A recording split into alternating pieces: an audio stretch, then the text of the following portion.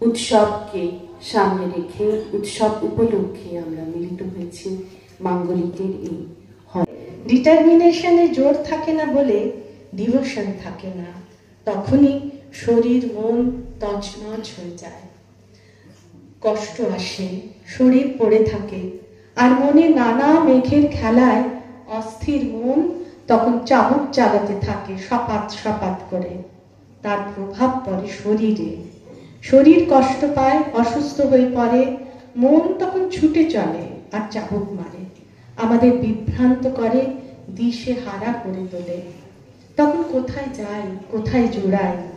কিন্তু যখন devotion, dedication আর ডিটারমিনেশনের সামঞ্জস্য আসে, সমন্বয় ঘটে জীবনে, তখন সংসার বলো, জঙ্গল বলো, অফিস বলো, আশ্রম বলো, সব এক, সব জায়গায় একইভাবে থাকে।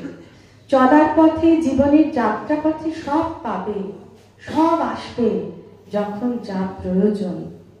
কিন্তু সবাই কি চায়? ডিভোশন থাকলেও ডেডিকেশন, ডিটারমিনেশন থাকে না।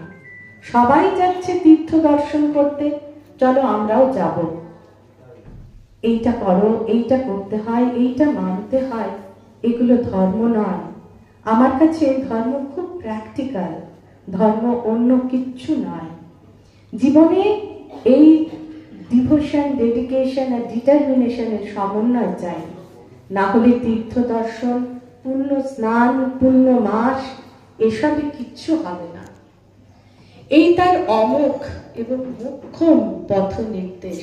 মোক্ষম মানে এই কারণে যে মোক্ষ প্রাপ্তির পথ আমার মনে হয়।